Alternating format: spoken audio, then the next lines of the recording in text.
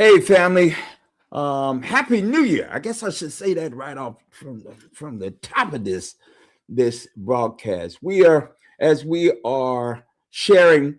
It is January the 5th, the first Monday of the year 2026. Um, Listen, I was telling folk in services on yesterday. I remember this dates me just a little bit, and I'm okay. I was a fan of the Flintstones and the Jeffersons. I'm sorry, not the Jeffersons, the Jetsons. And I thought by the year 2000 we'd be flying around in flying cars. I just that's what I thought. I thought we'd be going to the moon and to Mars and to Venus all at the same time. I'd meet George Jetson. I just thought that's how we were going to do. And to my amazement, I went and watched an episode. There are plenty of those things that we can do, like video chats. We got machines now that do lots of things. We talking about how do we deal with AI. I'm getting ahead of myself, but here we are in 2026, and can I just say that I'm happy to be among you. I'm glad to be seen. I'm glad to be in the land of the living, and I'm glad God has chosen us for what I'm going to say, such a time as this. I am pleased and godly proud to have this opportunity and to have this platform and to talk to folk, as I often say, to talk to people I know, people I know pretty well, my friends, some are family to me, and I get to talk to them about the stuff I want to talk about. Isn't that funny how you can do that when it's your thing? Mm-hmm. Anyway, I am glad today to be in conversation with two of my brothers who are both comrades and co-collaborators in the work of providing justice and leadership in spiritual communities here in Connecticut. I've known both of them for, well, yeah, a couple of decades now, and certainly can say with no hesitation or reservation, they are some of my closest, and couldn't do what it is that I do without their leadership, their counsel, and their support. And I thought it would be appropriate that we begin our work in this space with these two prophets. I'm going to say it now. One of them, their mama is going to get with me pretty good if I say that prophet word too loud, too long. She was already mad with me because I got them arrested. And I know she ain't really quite forgave me for that. But I appreciate both of them. They have been leaders in this community in Connecticut and across the country, in their vineyards, in their reformations. That's Josh. That's some old Black people talk. That in the particular reformation they come out of in their traditions. Let me just bring them both to the platform. My brother, the Reverend Joshua Pawelek, and the Reverend Dr. Anthony L. Bennett. I'm gonna call him Anthony Leroy Bennett. I'm gonna call him Leroy for today. That'll give me another problem. I don't know if you know this, Anthony. My mother was gonna name me Leroy. So, well, that's good. My name ain't Leroy. It's Lindbergh. Okay, we ain't gonna talk about that. We ain't gonna talk about that. Welcome, brothers. Why don't you greet the folk, Reverend Josh and Reverend Anthony? Sure. Hey, Happy New Year, everyone. And for everyone who celebrates a blessed Epiphany, Three Kings Day, Theophany, Little Christmas Eve greeting. It's good to be with you guys. Reverend Bennett, always great to be with you. Bishop, always great to be with you. Likewise with you, Brother Josh. Always good, and to be with our brother Bishop John.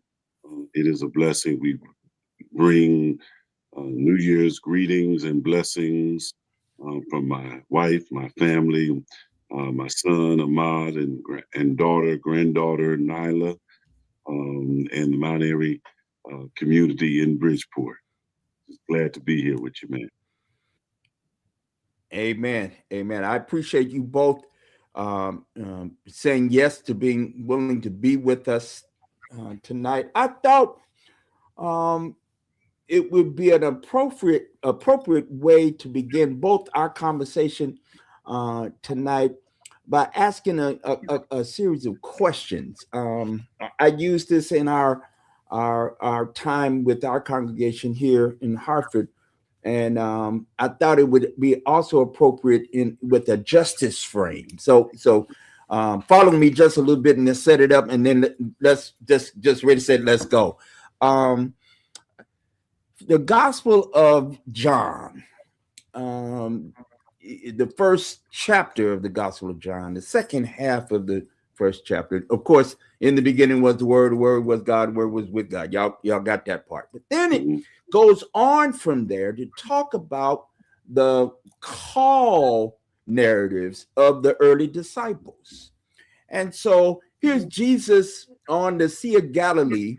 All right, he's hanging out with the sons of thunder. Luke called them the sons of thunder, right? And he's hanging out with them, and the John's gospel doesn't say who asked this question, but there was a question asked of this early disciple of Jesus. He asked Jesus, "What are you looking for?"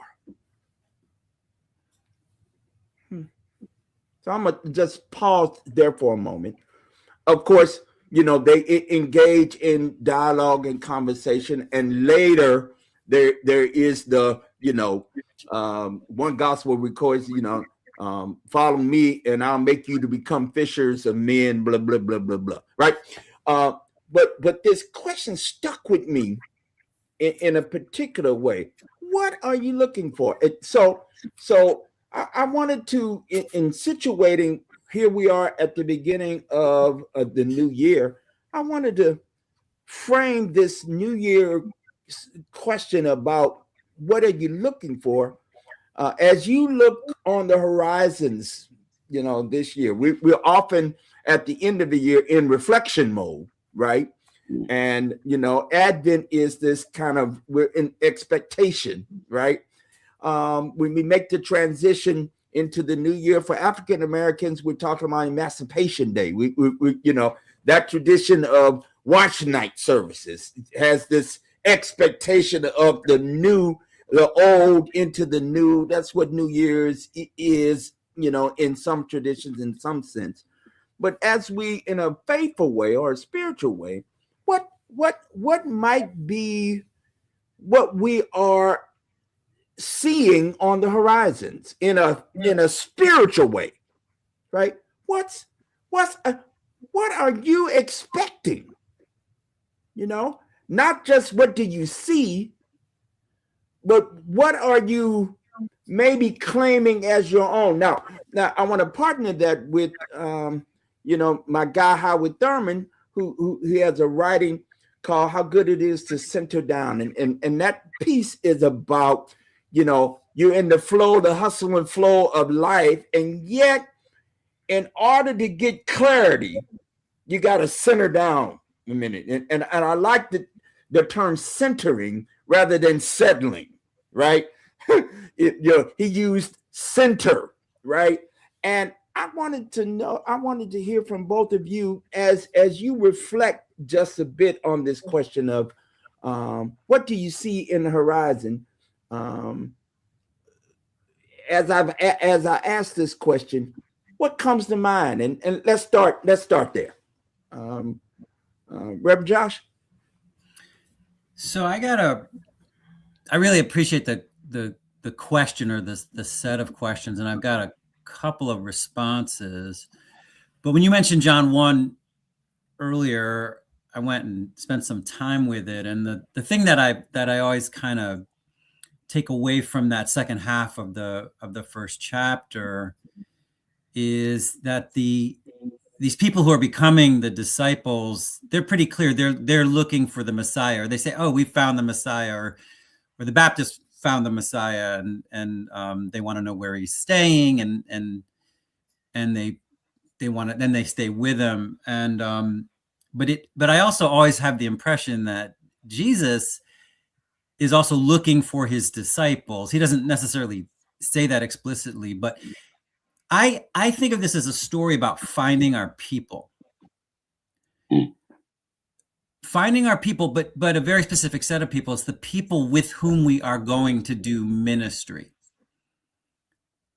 And I feel looking forward to this year. I think it's always true, but it feels so critical in these authoritarian times that we find our people and that we do ministry together. And what I love about our relationship and our history is that we have that history, that we've all taken a rest together, and we've all been in Connecticut for a long time, so we have a thick set of relationships here. And so I'm thinking back to the beginning of the pandemic. Bishop, you convened a lot of us for a regular phone call Saturday afternoons, and we're finding our people. And I feel like right now that's part of what has to, so for congregational ministers, for activists, for public servants, we got to be finding our people. And that's one of the things that this particular passage speaks to me about. I'll pause there. Yeah, I think, Bro Josh, you're on it. I think in my local congregation, though we do prayer, there's a group of us that do prayer every day. The beginning of the year, we start out with what we call 31 days of prayer and challenge, sort of to center ourselves down from the reflection from the previous year and anticipation. And while many of the goals are more personal for people, but I think the slant that I seek to give it as a pastor is, how does your individual, so Ubuntu, how does your individual reality contribute to the larger reality? But Josh, I think you are absolutely right. We're looking for our people, as the disciples were looking for the Messiah, and got something different than what they were looking for, but something still meaningful. I think Jesus loved the disciples that he chose, but he got frustrated with them from time to time, right? So it was like finding your tribe doesn't mean finding, euphoria, but it you still have work to do. But you got work to do. And I think in the real work of justice, we are tempted to do it alone, but we can't do it alone. It's like Elijah thought he was the only one. Not realize there's 7,000 partners. There's 7,000 prophets who have not bowed down. I think in this season, 2026, Bishop, the reason why I'm doing this in this moment, at this time, while in Atlanta, convening or sharing with other brothers and sisters like us who want to make our public witness about our personal faith and sort of bridge the two. And so what's on the horizon for me is more, not just public gatherings, but public people gathering.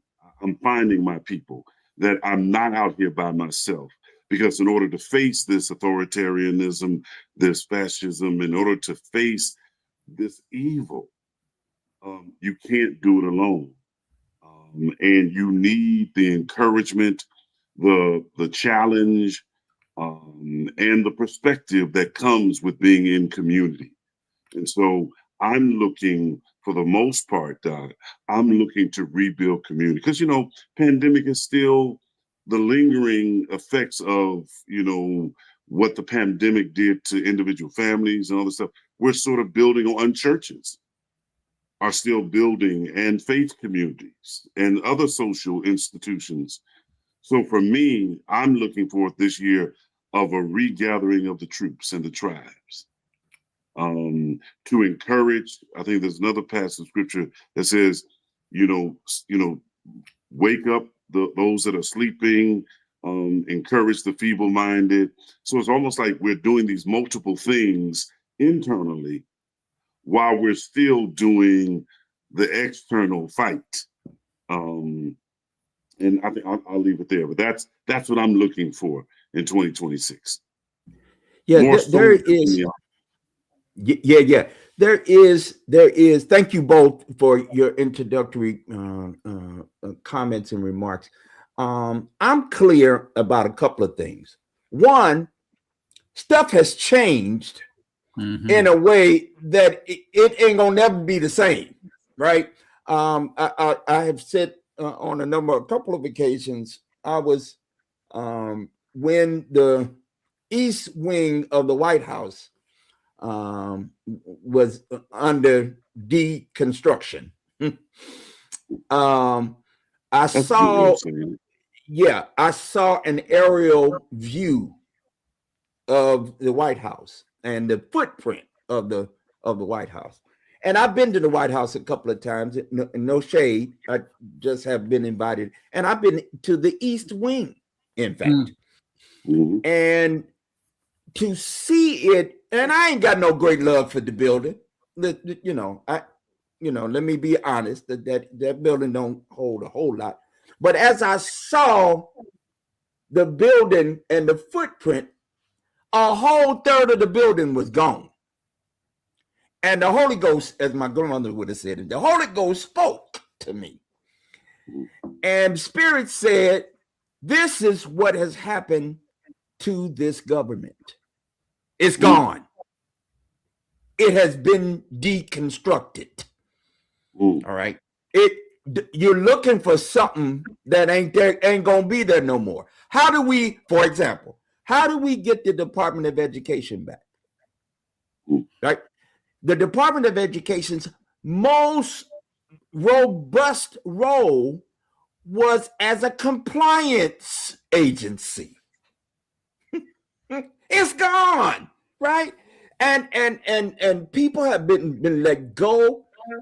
Thousands of employees have had to transition to other pieces of work. I see this as, quite honestly, there are some people just are waiting for the midterms, right? Yeah. And I see it differently, and that we need to be thinking in terms of what do we do to move forward. It's so for me, I'm having where do we go from here? Chaos or community? Dr. King, come on in the room. Come on here to talk to us, because he was facing, at the end of his life, we now know, he was facing the question, what happens now that civil rights for Black folk in particular must shift into his response a year prior to him saying that he was against the war in Vietnam. They said Dr. King, he was meddling in stuff. He need to stick with the civil rights stuff. Don't get over here in this other lane, for example. So I feel like very much community, right? If I'm looking for something, one, it can't just be about me and mine. Otherwise, because we're going to have to figure out. My mother used to say all the time, she used to say, may she rest in peace, she used to say, it's coming a time that we're going to have to figure out how we pool our resources like we used to. Now, this is a Mississippi gal. The both of you all know my mama from Mississippi. And so she remembered what it was like at the end of the 1930s, right? And what the community had to do as a little girl. She was a little girl coming out of the Depression era, and coming into the 1940s, she was growing up in that period of time. And so our parents, that was their era, and that was their time. So I feel like this community thing is a bigger thing than we may even have understood. And I like what you said, Reverend Josh, in that you know looking for the people to do ministry with. I feel like we're gonna have to do it. We're gonna have to live with. We're gonna have to, ministry is maybe one component of what we may end up having to do as we are resourcing each other, because what we've depended on is for government to do the right thing when we push them into it. I don't know if the metaphor holds, and I believe as Spirit spoke to me, a third of it is gone, and we're not going to be able to depend on it in the same way. React, respond. What say ye? Yeah, I mean, I think that so part of the anticipation of this year is the sobering realization of what you just shared. There is no longer the sense. I actually looked up yesterday. Many of the commentators talked about. You can look at it and say it's going to take at least one generation to restore some of the stuff that is being destroyed through the implementation of Project 2025. That whether Trump knows it or not, right? Knew what he was doing when he did it or not. That's 15, 20 years. So if you say 1 to 2 generations, that means 15 to 30 years, 20 to 30 years, which means that we three may not see it fully come back around. So for me, the sobriety of situating myself in this season of the journey, like, my mama grew up in Wino, Mississippi in the 30s, right? She's 33, born in 33. So my mother knows that there was both this hyper independence, but this sobering interdependence of knowing we ain't gonna make it just trying to be out there by ourselves. We need it. And I think in Connecticut and other parts of the country, once we find our people, we need to connect to other people who have similar kinds of understandings of justice and how interdependent our justice fights are. So you guys may remember, Bishop, last winter and spring when we were going around doing these various gatherings at congregations around the country. Around the state. One of the things I kept saying, although I didn't know what I meant at the time. I kept saying, I don't think we have the infrastructure, like in our faith-based activist organizing communities, we don't have the infrastructure to really respond to what's happening. And I think that's still true. But at the time, I didn't know really what it was leading me towards, because I've been trained to try to think systemically and to try to ask, how do we change systems so that these things don't keep happening? But right now, there are so many casualties of exactly the things you're talking about, of this breaking of the American government. And I think very much on the front line are immigrants, right? I think very much on the front line is the queer community. I certainly think communities of color and poor communities. It's next year when this big, ugly bill finally starts really wreaking its havoc, and they cut Medicaid and they cut SNAP further. Oh my God.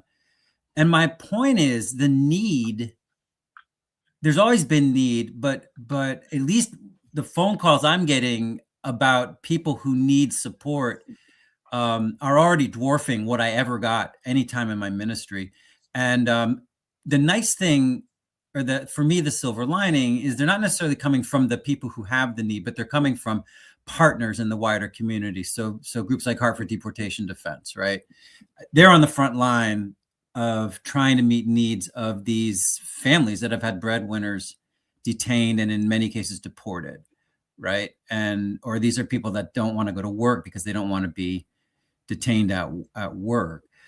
There's also, trans people moving from these red states where they have these really horrendous anti-trans laws, and they're coming to Connecticut, they're coming to Massachusetts, New York, Minnesota, Oregon, Washington, and some of them are coming in the dead of night, no job, no housing, kids, and so they need support. So I'm thinking, how do I reorganize what we do at the congregation that I serve so that we can just meet that need? And in my sermon the other day, I was talking about that as generosity. Like, I think we're called to this new species of generosity. And you said it, there's this kind of mutual aid that we haven't participated in because we've been trying to do systemic change, for what that's worth. We've been trying to do that, and we haven't been doing the real local support, but that's just hit me in the face.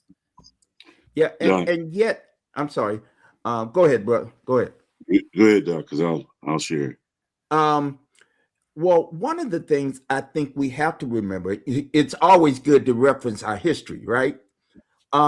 What we call entitlements, what we call the service delivery, human service deliveries, those systems were started by religious communities. Sure. There was no such thing as a hospital until a group of churches, Hartford Hospital, got started from congregational folk, for example. Let me talk clear. The family for children and services, right? All of those kind of welfare, and I'm saying that in the broadest term. These systems we have today, those organizations, all of them got started out of faith communities who took on what was the need of the times to then become, the NAACP got started because there was advocacy, in particular around Black men and Black folk getting lynched down south and across this country. So we have a history of this, right? And yet you're also absolutely correct. We haven't done this kind of work because we got engaged in fighting the man or fighting these systems and believing in and that government for the people, by the people, we have these inalienable rights written by a man who was a enslaver. Anyway, I don't know how we got kind of, we didn't hold that intention, right? Anyway, I think we do have to think about how do we think differently. And let me just say that while we have also this track record, I think today is a different day all the way around. So even how we've done it in the past, we're going to have to do it differently. The Underground Railroad is going to have to be something different today. We thought we had it done when we created I pastored a congregation that had a no freeze zone. They were into the Cold War, and so the nuclear freeze. The nuclear freeze is right. And I served a congregation that was very deeply embedded and engaged in that thing. Now we have gone into another people's country, took the leader, brought him to them, the husband and wife and maybe others, to this country. Y'all, if you haven't seen the news lately, you need to check in for 5 minutes because they're gonna be talking about it, right? And we're acting like we've never done this before. Nah. What? I remember Panama and Noriega, for example. I mean, we got precedent here. That my point is that I think we're gonna have to do some new things, and it's not rocket science. it is going to take for us being willing to engage differently than we have in the past. And what we haven't done enough of is built the trust so that we can engage. Let me just talk about where I am. Hartford, I'm in the Hartford region. We don't have a whole lot of trust, Reverend Josh. You know that. I mean, at the end of the day, there are a few of us that gather, but I don't know if it. I believe it is not going to need to be a whole lot of us, but we are those of us who are going to be willing. We're going to have to engage and be committed to it. I'm talking. Well, I mean, I think what you're saying is right. I think the challenge is multi-pronged. The unfortunate piece is never one thing. If we do that one thing, then, okay, it's this Rubik's Cube. All right. I think in your comments section, I thought I saw Pastor Nancy Kingwood, who runs one of the largest and strongest direct service agencies, in the state, also included the dimension of the spirit of grief, and perhaps 30s and 40s, the understanding of grief was still there, but it was channeled differently. As I think about the Psalms, from our scriptures, they acknowledged a level of grief, even while they were in the midst of fighting. It seems as though that either your tribe is acknowledgement of the grief, or your tribe is, we don't care about the grief, let's just get something done. Maybe, right. So maybe the different, in the name of getting stuff done, we've sort of stuffed the very real essence, the spirit that I think Dr. Thurman was trying to get to get alive in us, word made flesh, to own. So what I look for is what is a synergy and an interconnectedness between our own personal acknowledgement of how life has changed, how we're living through. And yes, when we do it now, it's going to have to be different. But, and I would say Bridgeport is basically sort of the same thing. I think I was talking to a preacher tonight at this conference. I do have a different view, though. Now, you said that, Josh, that the disciples were looking for a Messiah, and the Messiah was looking for, so they were looking for each other.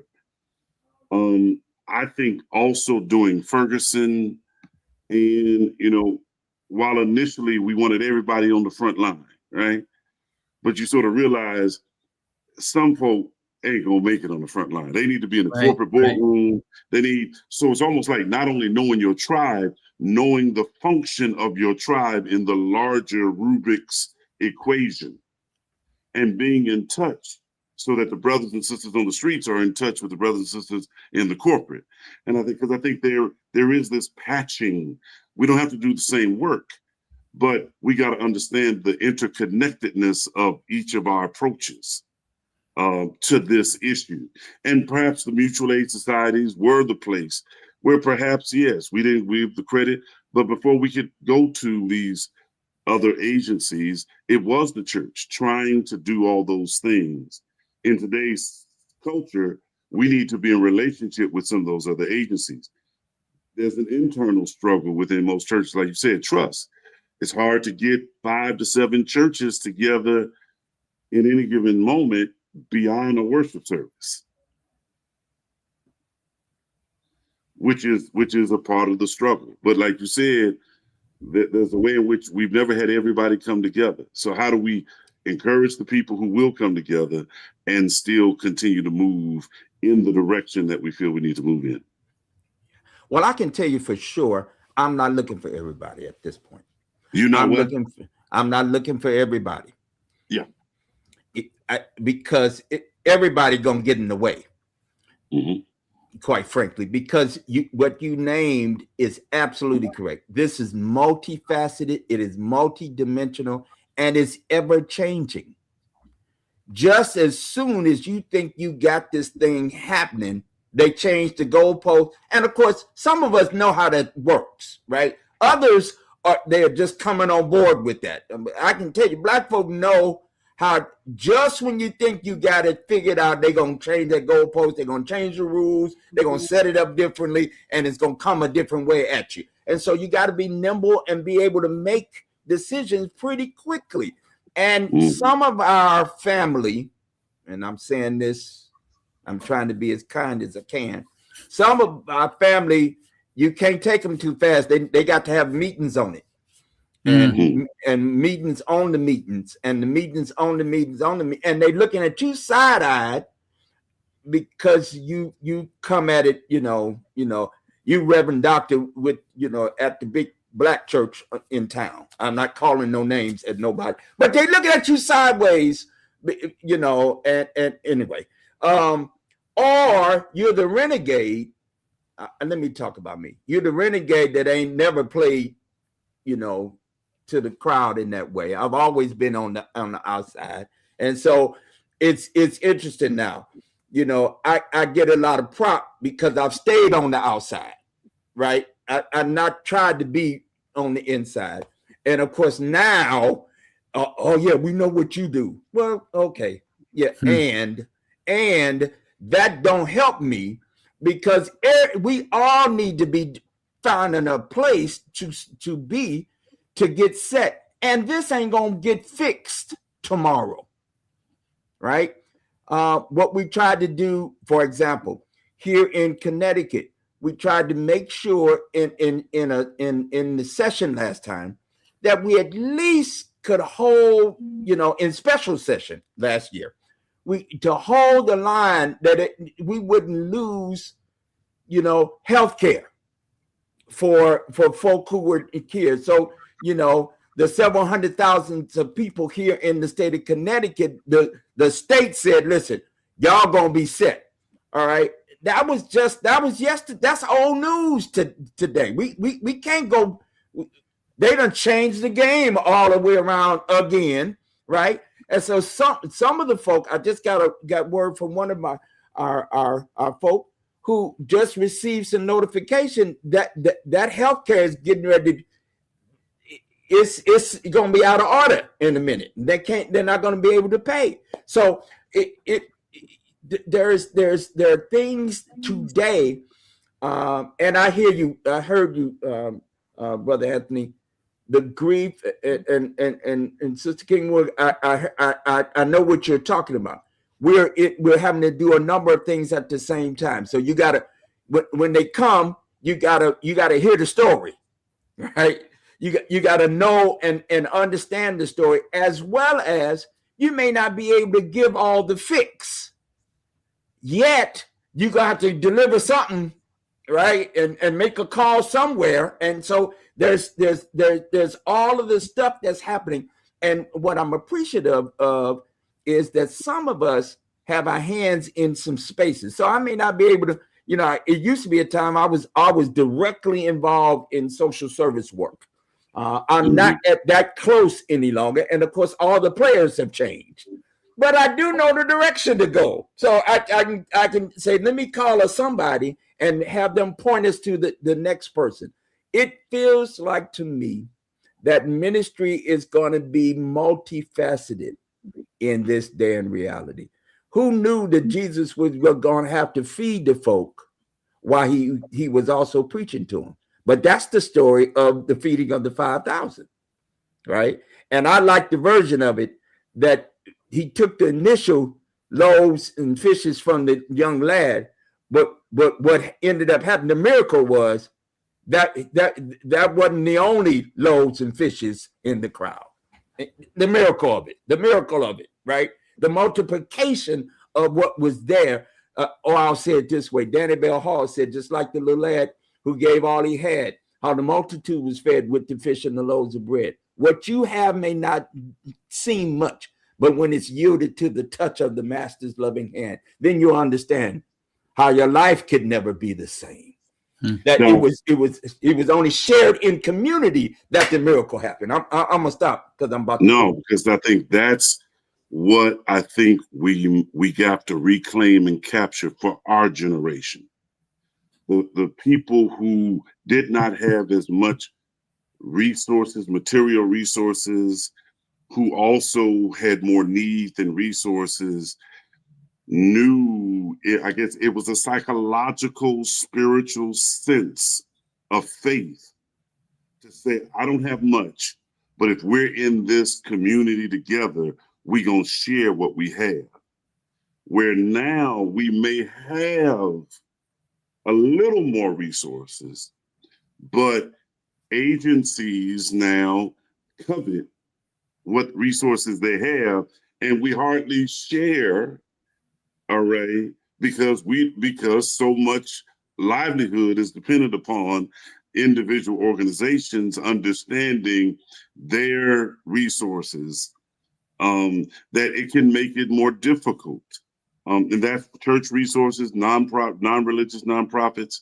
But I think, one of our elders, Dr. Itahari Ture, just talks about the imagination of your mama, my mother, the imagination of the people who lived in those times.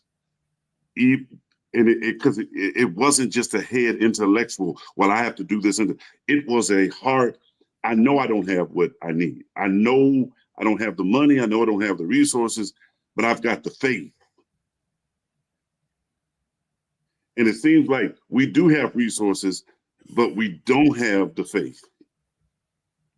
Because we're scared, like the disciples, because we know what we do have still is not going to meet. If Mount Airy gave up all of its offerings, it still wouldn't make the dent in the food insecurity in Bridgeport. It wouldn't make a dent, but it makes a difference, and I think it's a difference that matters. And I'm also thinking about this question about grief, because I think that grief is enormous. And I think even the people who support what the current administration is doing are living with a kind of grief that they don't even begin to recognize. And I think it is really important that we as pastors and we as leaders of congregations and that our faith movements speak to the grief, because I think people who are feeling it but don't have it affirmed are truly lost.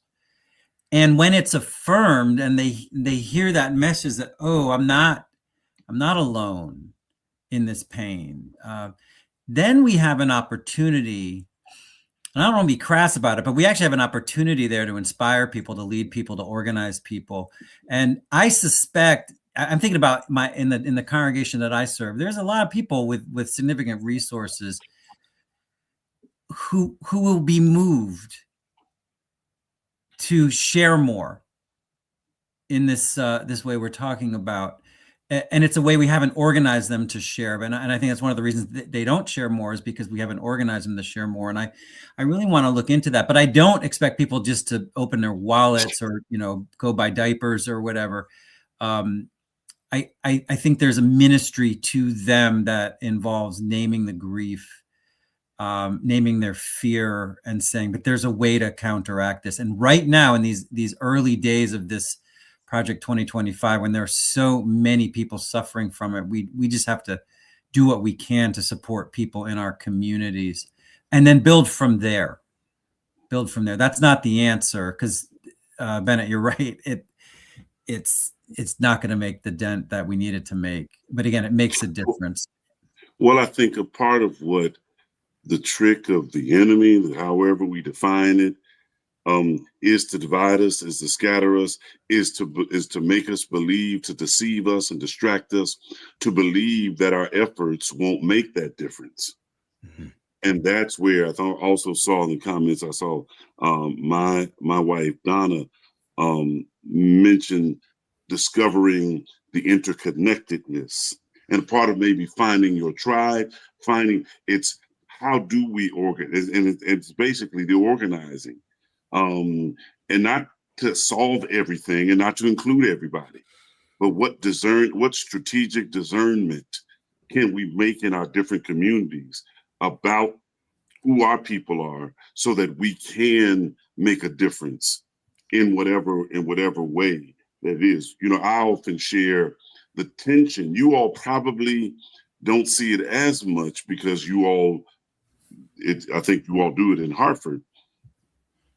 The social service faith-based community and the social justice faith and non-faith community, where the people advocating for the changes of policy and laws don't always engage with the people who are doing the actual services, as though the policy is what's going to really make it change. But then it's like people on the ground may have a storefront, but that storefront is making a difference to those 50, 75 people who can't wait until Hartford sort of shifts. So it's this tension of how do we realize that we're not the enemy with each other, and how not to make whatever contribution to make it out to be insignificant or to be worthless. And I think in this moment, whatever you have that is moving, that is helping social service, social justice, we've got to learn to, on some level, have a level of appreciation for it. Because a part of the grief is in churches that may have been able to make faith institutions, nonprofits, who may have been able to make particular visible differences with their contributions. In this state, it just seems like you can't make that same kind of difference. Yeah, and this raises a whole nother set of circumstances when in fact we have many who may have the fiscal means to make a difference, but don't have the human means any longer. So there are some institutions, and I'll say this broadly, who in fact have some coin and they could devote some coin towards something or other, but they don't have the people no more. So their identity, here's the grief. They are grieving the loss of who they used to be, right? And then they have to depend on people who different than them. And here we are. There is again multiple levels of struggle, and yet here's what I do believe: that the times are calling for us to lay aside every weight. Let me say it the way I've been saying it recently. There's some petty that we just gonna have to put that to the side. All right. I don't care about what pastor bought what dress for their wife. I know I'm hitting on something. I'm like, but I don't. There's some petty. We can't. That can't be what's driving ministry today. There are too many people who are without everything, right? In society, and let's just talk about the United States of America. Our poorest of the poor. If you put them up against the poorest of the poor in other places of the world, they are rich. So we're gonna have to get ourselves together here, and in fact, look to serve. And I love what you said, Reverend Josh, to make the difference. And let me just say, I pastor a small congregation. We make a difference. We make a difference. So and the 2, 3, 4, 5, 10, 20, 22, 200 that we may touch in over the arc of a period of time are those that we can reach. I was listening to a brother of ours who's in ministry who said, I can't worry about what you talking about, because there are folk who because we do what we do, they're laying down their addictions. They're coming in, putting the vape pipe on the altar, et cetera, et cetera, et cetera. There are too many concerns that while we are focusing on some of the, what I'm going to call the petty of our lives, of our circumstances, this is Howard Thurman. He called it the daily rounds. While we are focusing on the daily rounds, we're missing the opportunity in reflection and in the times we can steal away just for a moment, that we can then get clarity where the voice of God gets real clear. Go this way, do this, be involved in that. And quite frankly, brothers, that's what I'm looking for.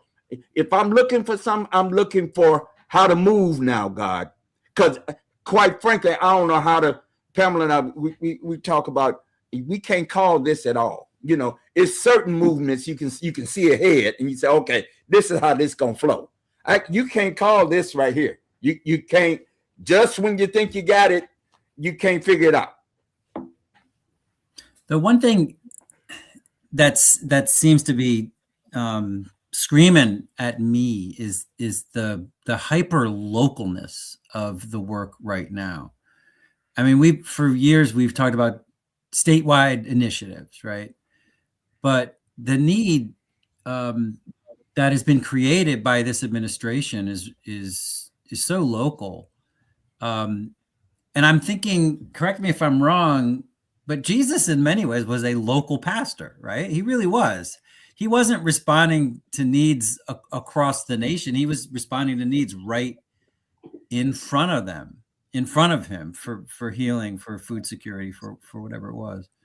I think that's an important model. Which goes back to the holistic interconnectedness of the assignment of what's ahead. It must be integration. And it doesn't mean integration, as Malcolm X would say, you think globally, but act locally, as you mentioned. I think there is this sense that, yes, we can shift and make a difference in our sphere of influence. And for most of us, that's on the local level. There are people that also have influence on a more regional or national level, but that movement is snail's pace. And particularly now, right? I'm always remembering the wisdom I learned at 28, 30. No, I didn't learn it then, but I was told about it then by Deacon George Bryant, who shared, I come from New York. I was going at a particular pace. I was here. He said, remember, Rev, ministry is a marathon and not a sprint. Right. And I think now, 30 years later, I understand. The race is not given to the swift, the victory to the strong. Going back to what you said, during the time of depression and coming out and mutual aid, they didn't see it either, Doc. They didn't see tangible, but they had vision. They had imagination of what could be. And that faith that sort of helped them move when they could not call it. And I think that's what I'm sensing when I'm praying. Those are the people that I think if I'm saying who my people, who can help me remember. You got more you working with than you realize. The issue is, do you have imagination of what you can do with it? Mm-hmm. And I'm with you on that, bro, because it is when we get in a room, or when we get in close proximity to one another, that we're reminded, oh yeah, you know how to do that. Oh yeah, don't you know such and what? Oh yeah, your people got access to that thing over there. It's only when we come together that we then can make some decisions about the next steps, because we're not going to be able to. It is too shifty, and it is too amorphous, and the needs of the folk are changing daily, right? I sometimes hearken back to how hard ministry must have been for Moses. As Moses was sojourning in the wilderness with this rebellious and stiff-necked people coming out of but I can imagine it a little bit because I pastored the church for a minute. Everybody know what to do. They sure do, and they tell you. But then when you say you do it, I don't know. No, this is me. But Pastor, Bishop, you know, and they don't have a clue, or they get it. You give them the assignment, they got it, and they make more of a mess of it that you end up having to heal and fix and course correct. You'd have done better just to do it. I almost said it. However, you learn over time. You know, as a young man, I got mad with that. You know, I fought with that. Now I'm a bit more seasoned. Go on. You can go ahead. I don't know what to do. I start off with I may have a direction. It may be that way, but I'm not clear about a plan. And I love what you said, Reverend Josh. We're having a meeting on Tuesday. If you want to get involved, because we need to start some conversation about, I don't know what to do, but maybe we, 2 or 3 of us get in the room, 5 or 10 of us get in the room. Maybe we can come out with at least a beginning, a preliminary way and plan, right? Right. Yeah. This is, I think we are at a point in the sojourn of who we are. That Uncle Mordecai was right. Girl, you in the king's house for such a time as this, right? That we're here, and I don't know why we're here. To lead, to give direction, to give inspiration, to encourage, just to accompany.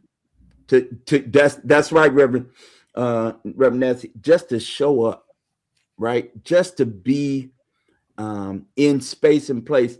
And I know what has happened for me, and I think the two of you may have experienced the same thing. People know who we are to the degree they say, hey, they look to us to inspire, to set at least a course in a particular direction.